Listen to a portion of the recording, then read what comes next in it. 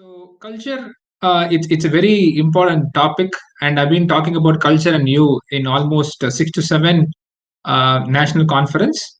But this is going to be my first conference in 2021. So I'm going to promise you that this is going to be very interesting.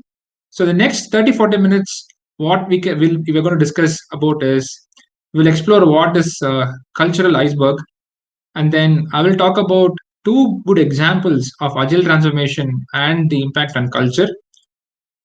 We will take one culture model called a Snyder culture model, and I give you a walkthrough of it, and then some transformation tips on cultural transformation, and then one of my research work on the winning team framework, and few more bits and pieces that would make this particular session very interesting. Most importantly, why all of us are here is to share our knowledge and also learn. So at the end of the session, I'm going to give you some knowledge. I'm also going to learn from you. And I'm going to promise that this is going to be more than 1 plus 1 is 2 normally. But since we are sharing and gaining knowledge, it should be more than 2. So I'm going to promise this to you and make this session very interactive, very impactful. All right. We all sort of know what culture is, but let me start with what culture is not. All right. So one of my friend, his name is Ram. He's searching for a job, and he's been called for a job interview. So he visits the organization. So as soon as he enters the organization, he sees the core value printed on the walls of the organization. He's looking at it, reading at it. He is feeling a good core values, and then he's been given a walkthrough of the organization, how the workplace. He felt very impactful because of color, nature, and the way people are all seated, etc. And then the HR briefed him about the policies, the procedures. He talks. The HR gave him input about happy hours, etc. He felt the procedures, the policies are all really good. And then he also saw a few of the badminton court, the fuse-ball tables, etc. And then people bubbling with a lot of slogans, the T-shirts, etc. So whatever he saw, he had in mind. If he passes the interview, this is the company you should work for. And he saw some of the artifacts. He was so much impressed. And then he passed the interview, and then he got into the job. And 1 month down the lane, he felt it's a cool company. I'm so happy. After a few months, say 3 4 months, he started to interact with multiple people. He was on the go, where he felt he interacted with few folks who felt they are frustrated because the work that they do they don't like. Few people were not ready to take the ownership, and Ram is trying to solve some problem for which he is not able to get the ownership or responsibility from any one of them. And there are other people who are so frustrated and also worried that they have to work day and night. There is a lot of deadlines and they have not planned well, and there is no work-life integration at all. Finally, few people have given up because they were trying to bring a lot of changes in the organization, but they are not successful. They were not successful. So Ram felt okay when I came for the interview. I saw something, but in reality, this is different. So this is what his culture is. So if you consider culture as an iceberg, what Ram saw when he attended the interview is just 10% of the culture, which is nothing but the artifacts, the strategy, the vision, mission statement. But 90% of the culture is hidden, which is not shown. So that's called the invisible part of the culture. So what are those aspects of it? Unwritten rules, untold story, the perception, the attitude, behavior of people. So when you take a decision, you have to consider the whole picture, and leaders have to consider the complete iceberg to make decisions. So, in short, culture is a group phenomena. It's a collective opinion on the belief, the value system that makes the organization strong. So, this is about the cultural iceberg. I hope that you loved this story. Let me start with the next one. Few years back, I was working for a networking organization where I started my first agile transformation. I'm going to give you a quick walkthrough of the case study. So we were 50 Scrum teams. We decided all in into the transformation. All 50 teams went into the transformation. And then we are a technology stacked organization where there is a product team, there's a support team, etc. So we did not have proper buy-in from everybody. And then the organization structure was not great enough to support the transformation, because inside the technology organization there were leaders for different functions. Delivery function, there's a QA, there's a PMO, there's a support lead, and ecosystem reach was not that great. We did the transformation, but it was happening inside the technology group, but anybody outside the technology group, where the product teams, the support, or the customers were not aware of it. And then the sustenance was a big challenge, because during the transformation, we put in a lot of effort, but after the transformation, we were left in a limbo. So the coach engaged, stayed for a very brief period, after which he or she was not there. And then we did not invest properly on DevOps, because DevOps is one of the infrastructure change that helps us to go to market faster. All right. And then after a few years, we started the transformation two.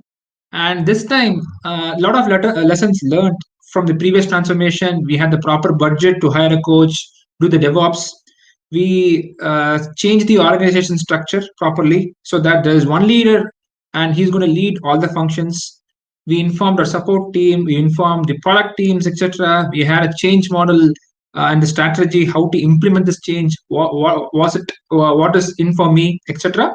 But this time, what happened was there was an organization instability that crashed whole of a transformation effort. All right, let us see what killed the transformation. So the leadership, because look at both transformation use cases. In the first and second use case, whatever I spoke about, the alignment of leadership with the other groups were not there. For the leadership, they invested, but this is not the priority, because most of the time they focus only on the end product. They understand only about what, they don't care about how you do. What about the product organization? They were not part of the transformation, although they were part of the same organization. The alignment with the technology wasn't there, because they did not have the same shared value, and they were still executing the old way. They used to write BRD documents. They were not part of demos, etc. And what are the other causes that contributed to the transformation failure? As you saw, the stability was of the organization was one of the biggest contributor, and structure in the first case. Let me give you a different perspective. What could have been a different contributor for the transformation failure? What I wanted to say here is, yes, leadership contributed. What about the team behavior during the transformation? If the team also felt, will my role become redundant? Because there's no concept of a PM, there's no concept of a dev lead. So should I be relevant, or because I see Agile and Scrum as very aggressive, should I go and stop the transformation effort? Product management did. Why they did? Because they did not have the shared value and belief that they're all part of the same organization. And stability also played a key role. But what about attitude and perception of the people? During the transformation, we had multiple resistance. There's a passive resistance called as malicious compliance, where people agree verbally but they don't do. They use facts selectively, the active and passive resistance. They feign ignorance for not doing it. They procrastinate things. So a lot of resistance and uh, attitude and perception problems were there. In fact, the culture played a critical role in failing the transformation. So this is about the culture and transformation. Let me give you a quick walkthrough of Snyder cultural model, one of the very impactful model. So what it talks about is, what should you do to be successful in your workplace? So there are four quadrants. Four different quadrants talk about different cultural aspects. So the first is called as the collaboration or collaborative culture, where the people are successful if they work together, where you give more priority for trust, diversity, partnership, etc. The second quadrant talks about you will be more successful when you keep things under control. This kind of organization focus more on stability, process, hierarchy, etc. The third one is called as the cultivation culture, where the focus is predominantly on the people. How do we grow our own people? How do we have more faith in them? For this type of organization, the people are most important, and they have their 100% trust on the people to grow. The last one is more about the innovation, the meritocracy, the craftsmanship. So we wanted to deliver the best. It's called a competence. So one important thing, it's a person called as Michael Sahota. He took this model, and then he added few things on top of it. So if you consider these type of things, right? So agile is more suited for uh, the collaboration culture, and Kanban, where it is more suited for the control based organization. So what Snyder model talks about is at any point an organization can have one predominant culture, the other culture can start supporting it. So if you want to do an assessment on what uh, predominant culture in your organization, there's a Snyder cultural survey available online, and you can take that one. Maybe you may have to pay for it, I guess, but this would be a good start to do an assessment. All right, let me take a pass. I've been talking about few things. So, quick rewind. So, we started with Ram's journey. What is the cultural iceberg? We spoke about what is culture, what culture is not. And then I spoke about organization, cultural transformation, two use cases, case study, and then how culture contributed to it. And then I just spoke about Snyder cultural model. Let's gear up and get into a few more things, which is going to be very, very interesting. So the transformation, how do you do a cultural transformation, and then the winning teams framework. All right. So there's a famous saying: organization culture eats a strategy for breakfast, lunch, and dinner. So any organization that you have has an vision, strategy, talent, and culture. But aligning everything together gives you a growth. So one good case study I wanted to talk about today is for a minute is about Best Buy. So Best Buy was making loss till the 2012, and a new CEO, Hubert Jolly, joined the organization, and he brought a lot of changes to the organization. Strategy wise, what he did, so rather than stacking all the big brands like Apple, Samsung together, he said to each of them, you can use Best Buy store and open your own store inside that, but you just pay as a rent per square feet basis. So he started to have some revenue for those bits. And he also said he thought about what's the current challenge. People come to Best Buy, they feel the product, but they go to Amazon and then they start buy the product. So what he said was, we will make a price challenge, price match challenge. All right. So he was able to match all the product price to match Amazon so that people come to the shop and then they buy there. And with respect to culture, he brought back the most important employee program where employee gets a discount. He interacts with the employees all the time. In terms of the talent, he brought in the Geek Squad. Geek Squad are the people who gives you advice. If you call them, they come to your house, they give you suggestions and what are the best phones, because a lot of elders will not be able to understand about what's happening in the market.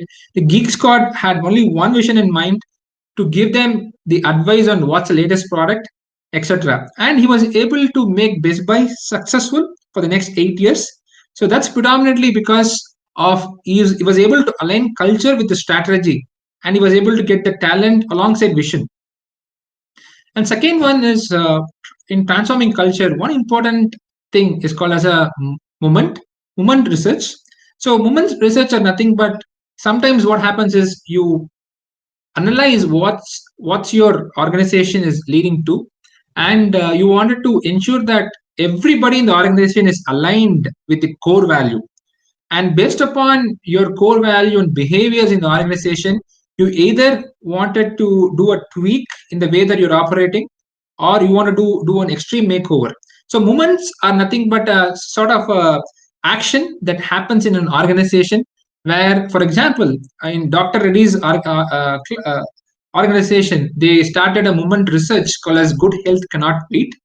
And because of this slogan and this movement research, one of the scientists was able to get an answer for a problem within 15 days. He was able to develop a new medicine. Normally, it takes months together, but he was able to beat all the bureaucracy in the organization. Similarly, you might have heard about Mahindra. The rice is one of the movement research. So they went extraordinary and they were able to make a lot of changes. Similarly, Think Different is one of the movement research that happened in Apple, and it made Apple a more innovative company that back in earlier 1990s. And the third tip for today, how do you transform culture, is when you do an hiring process. Normally, what we do, we just talk to the person, etc. But I would recommend is group interview. More than 2 or 3 people interviewing a person will give you a lot of insights, and ask the person to do a role play. So, for example, if the person is going to be a dev manager, ask him or her to play a role of a scrum master, so that you can look at what empathy the person has, unless so that you can analyze a person from different angles. And scenario based questions is also very important. What would you do under this situation, etc. And at this point in time, I just wanted to bring to your attention, I read a book called as Joy Inc. By Richard Sheridan, and this is one of the best book I've read. This talks about a company called as Menlo Innovation, and this Menlo Innovation is one of the joyous company on earth, where they have people visiting them because of the culture. And here everybody works in pairs. And what happens is, if you want to be employee of this organization, you write, you go for an interview, you do a sample test, and then you'll be asked to come and work for one more day. And during that particular day, you will pair up with a person A in the morning for 4 hours, person B in the evening, and then you will be paid for the whole day. And then you will be asked to continue to work in in the same organization for 3 months. And because what happens is, sometimes you join an organization and then you feel bored within 3 months. Then after 3 months, if you wish to continue, you can continue. And Joy Inc. or Menlo Innovation has a lot of other great stories about how they do. They don't have any cubicles, and people are the happiest in the organization. I would recommend to read this book. And let me go through the winning team framework. This is one of the research-based one. All right, I met a team in one of the organization, and they report green always. So in a typical program management, what we do is we report on the scope, schedule, and budget, and they were continuously green all the quarters. And the management is very happy, because for them delivery is the most important thing. What I also did is I focused more on the people, and then I created this framework, and then I started analyzing this particular team based upon few attributes. So we spoke about delivery, and delivery they are fine. Meeting engagement, so how many meetings do they have? They were okay. They were telling, of course it is on the higher end, but I'm still okay. Did they have time to recognize each other? The answer is sometimes we do, not all the times. What about the stability? So they said, yeah, it keeps changing depending upon the budgeting, etc. What about the workload? Do you work 9 to 6, or do you work day and night? They're pretty much unhappy. The most important thing is, do you really love what you do? They said, don't even ask me. And what about innovation? Do you do innovation? Man, they asked me what is innovation. So this winning teams framework I designed this keeping in mind that people are the core of any organization and we have to keep them happy. If the team is happy, then the organization is going to be happy. And each team using this framework will have a winning team index based upon few attributes. And winning team index can vary from fair, low, or high. So this is one of the assessment outcome of the winning team framework, which I used in one of the teams. And it talks about for these attributes, what is the top strength of the team and what is the improvement needed. All right, so this is pretty much interesting one, which I love to work for. All right, now I've been giving thoughts about culture, etc. Now you might have a question. Where do I start if I want to do a cultural transformation? So I strongly believe in organization do not transform, the people transform. So you have to do a personal transformation to transform the organization. So this is something that I started with. It's called as wall of wow. So of wow is something that every team started having in the organization. It is more about recognizing your colleagues' contribution. Most of the time, what happens is whenever you work, you're very busy, and sometimes or most of the times you get a lot of support and guidance from people, but we don't appreciate them. So this is a just quick appreciation wall. What you do is thank you so and so people, thank you my friend for doing this one, and people feel happy when they see their face, see their name on the board. And this is creates a culture where people gets more recognized. And this was a big hit in my organization. You can also start having this. Does not take any extra expenditure to create this. All you need is these piece of paper, pen, and a gum to start with. And next improvisation on this, we did something called as an appreciation day for the whole of business unit. So what we did was, okay, let's do extension of wow for the whole organization. Because most of the time what happens is appreciation is something that motivates people. People feel valued when they get appreciated. And this is a way of building relationship. And so there is no competition inside the team or in the organization. Everybody feel valued.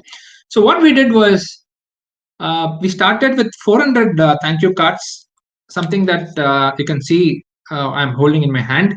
And then within 15 minutes, for 150, 200 odd employees, it got finished. And then we have to make 400 more cards using the chart paper. So what we also had was different appreciation stations in the organization, you can see. And then everybody came forward, were highly giving appreciation for everybody. And it was a buzz filled day and one of the delightful days. And we felt this is a big hit. This is something that you can start doing in an organization as well. And third one is called as people initiative. So if you have attended Gunther's note when he started, he was talking about what resource means. So people are not resource. And I would highly recommend to denote people as people or team members. And resource is something it's I think nothing but the money or materials. So why people is important? Because people or the team members are going to be the differentiator for the organization. They are going to drive the competitive advantage. And now the power has shifted to the people from the organization. So rather using resources, you can start using people, person or team member. And most of the time when you do budgeting, we say resource capacity. Headcount is even worse. In place of that, you can start using people capacity. Resource manager? No, people manager. And when people outside your organizations are named as contractors, you can give more respect and call them as consultant. So these are all small little things that are going to have the high impactful culture in your organization. So believe me, we were trying to transform the organization with these small little steps. All right, I've been talking about the teams, individuals. What about the executives? Is there any solution for executives? Yes, I do. What happens most of the time is executives barely understand agile, not all the executives, few of them, and they wanted us to show the velocity, and they consider velocity as a productivity measure. And in spite of us telling them velocity is about the progress, it's about predictability, etc., they don't understand it. Then what's the solution? What we did was we asked the executive to focus more on the value, not on the productivity. All right, you're asking me to focus on the value. How do I know what value has been delivered? Yes, of course you can do. So this is something that we are still working on. This is called as a business value and the customer value. Business value is more for the product teams, and customer value is for the customer. So business value is based upon the story acceptance, and customer realizes the value when the story goes live. For sprint on sprint, as and when you start accepting the stories are made available in a QA box or in a non-prod box to the product teams. They can start playing with it. They can start to see the value, but customer does not see a value unless it is delivered to them. So deployment comes into picture. So once you start deploying it into the customers using CI/CD or whatsoever framework you have, the customer value starts ticking. So now you can show them a percentage. At end of the fourth sprint, 21% of the value got delivered to the customers. So this is how you trim the behavior at the executive level. All right.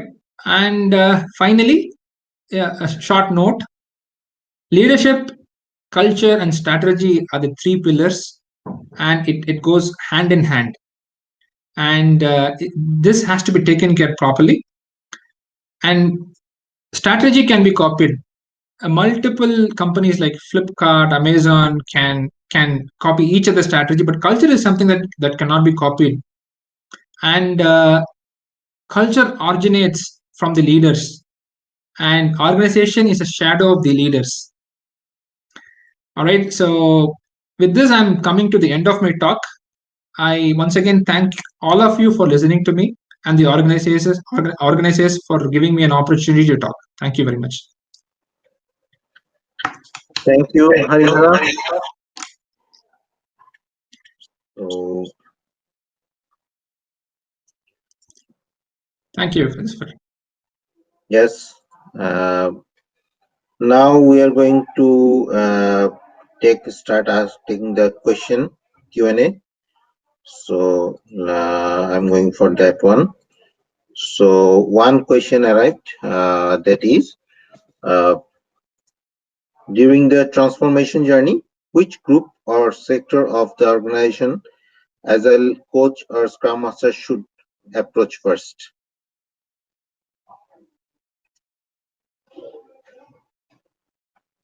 You unmute yourself then, please. Sorry. Yeah. Say that again. I was. During the transformation journey, which group or sector of the organization, agile coach or scrum master, should approach first? Okay. Whom should we approach first? I think it should go both hand in hand, because being a coach, the coach may have a versatile experience on doing the transformation, but scrum masters input may be limited to few teams. So normally it should be both together, because scrum master understands the team's equation better than the coach. So it should be both together to make it successful.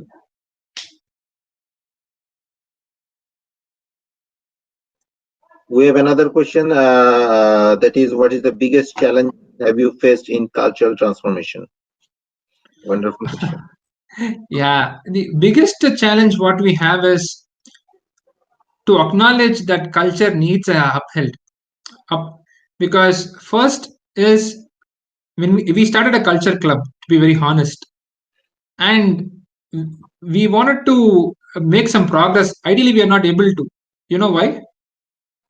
First, people are not able to acknowledge that there is a problem in the current culture. So the first thing is to do is to first acknowledge that these are the areas that we need improvement, and these are the things that are not working. So that should come out of each and every individual, and then we start moving. Even for the people initiative, so it should we started talking to each and every peer group. But the peer groups were telling us, we are changing, but what about the leaders? So then we have to approach leader, because the leader of the organization, if he or she talks about resources, then everybody is going to talk about it. And if the message from that particular person is going to be very sound and clear, people are going to reflect upon that. So multiple things are there like that. First is acknowledging that we need improvement, and then leaders buy-in. Those things would be the top for me. Okay, thank you. So another point comes up, that is the people in team say we are Scrum team, but culture is not changing. What you will say? Okay. So in the Scrum team, the culture does not change. In the sense, we have to really figure out in the retrospective. That's the opportunity for us, right? And the most important thing is you should cultivate the Scrum values in the team. So most of the teams, as Gunther was talking this afternoon, people focus only on the process, not on the people. And I will give you one solution for that. So what we did was we started adopting one Scrum value every sprint. So we said courage. This sprint we are going to do courage, and then people started talking more courage. It doesn't happen within a sprint, but that was one of the idea I did. Similarly, transparency. We started adopting Scrum value, and slowly we were trying to tell the focus should be also on the people, not only on the delivery. So that's how we were able to move faster. But some of the tips I can give to the folks out here is, first is you have to create a climate where everybody can talk well, number one, and they should not feel that every other person is a competitor. Yes. And they should start recognizing, as I mentioned, no, you can start with retrospective with uh, okay, let's recognize people who has all helped us, so that we start building that relationship. When you have that relationship, ideally it should start flowing better.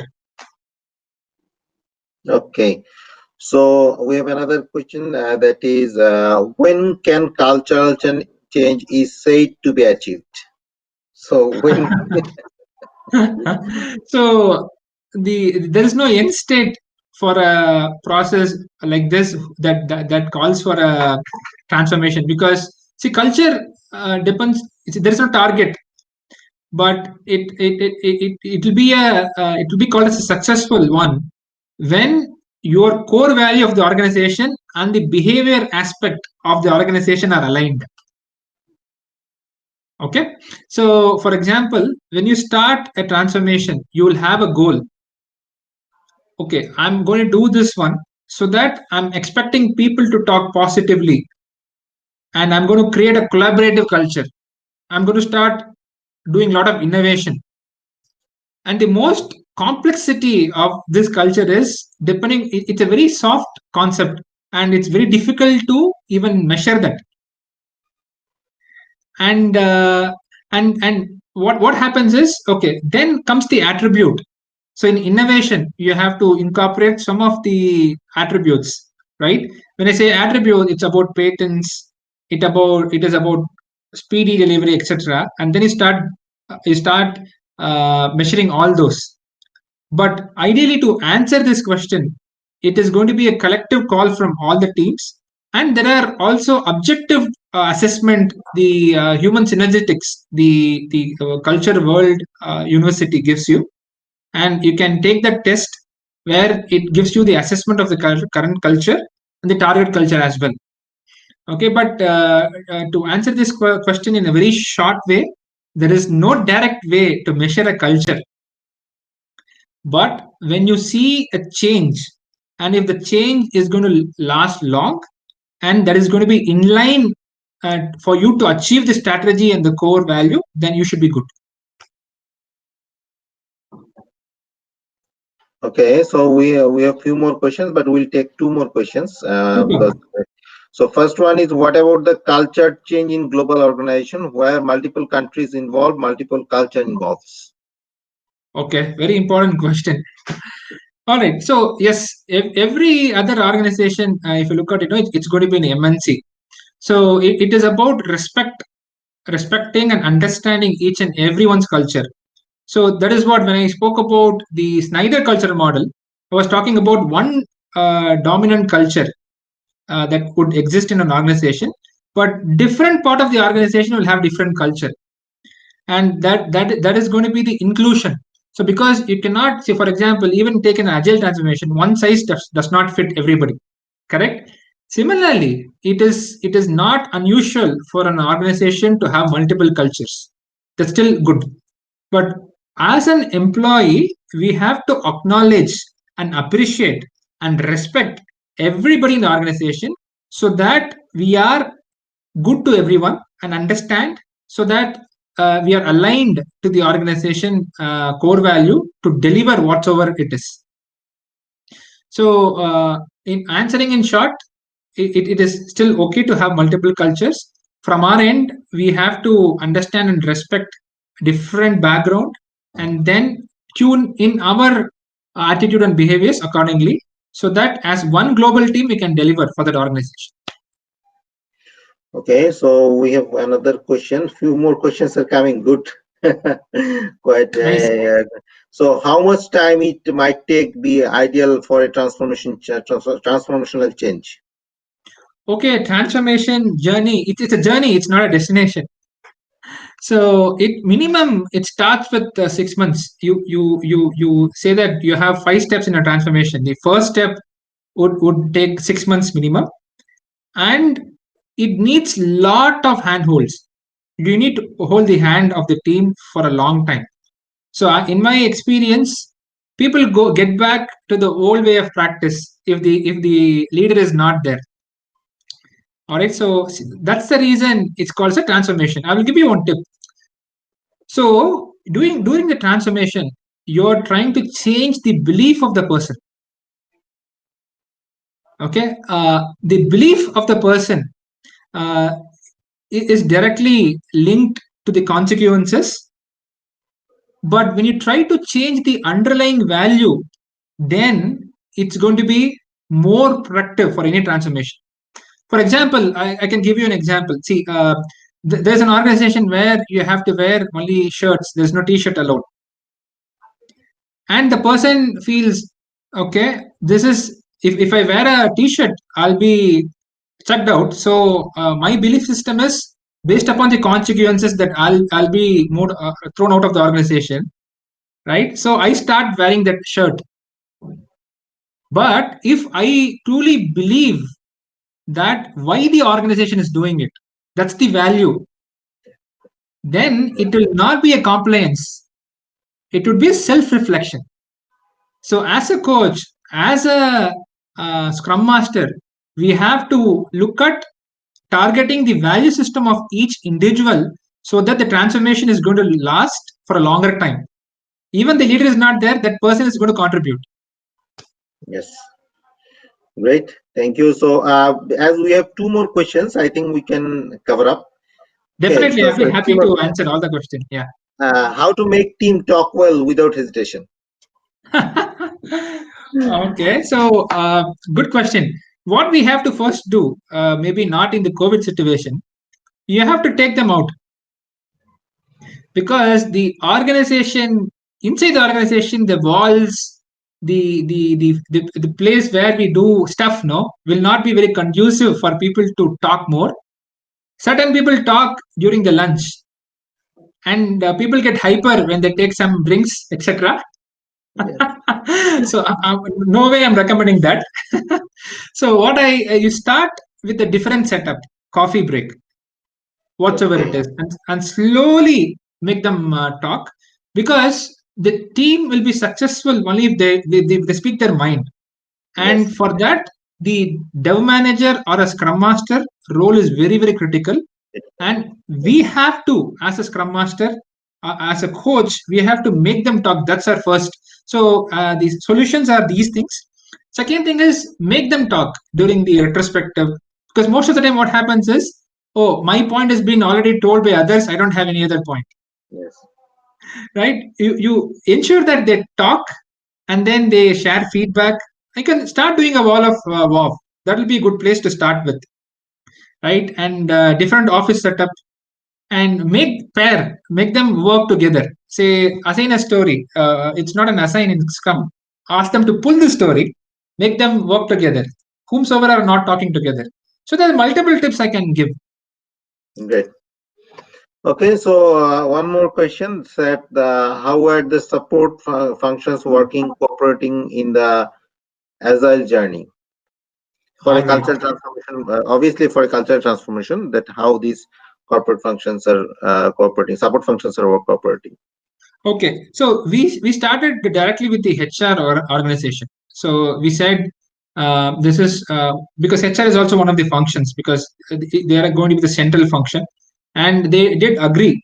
And you know what? When I spoke about the word resource, it is not only the way we speak. In all the documents, official documents, it is there. There are multiple documents. It talks about resource, etc. So we said, and these documents are the official documents that comes from a different organization altogether. So we are approaching them to make the change in the document. That is the other functions. With respect to the support organization, it's going to be a little bit tricky, because the way that they are operating is different, and with CI/CD, the way they go to operate is going to be different. So initially, when we told them, they were not ready to buy in, but we did give them ample time to adopt to the transformation effort, where they learn, they also start support. So it's a matter of time, where you tell them that this is where we are leading to, and it's about the alignment between the leaders. So I'm part of this particular function, and there is a function leader here. We have to get both of them aligned together, and of course they do get aligned because they do work for the same organization. They deliver together. So it's about alignment, having the same shared belief that they have to do good for the organization. That works better. But in our case, it did not work out because the leaders were not getting aligned, and as a result, the support function was a big failure in my case. Okay, thank you. So as we are in time box event, so we are going to close, and a few questions are there. I would recommend the participants, you can ask the question to our speaker directly through LinkedIn. So yeah, so thank you all. Thank you very much. Thank you, Harihara. So share your valuable thoughts about the culture and how to Sure. adapt this and transformational journey. Thank you all. So have a good day. Thank you everybody for patiently listening. Appreciate. Good evening. Thank you.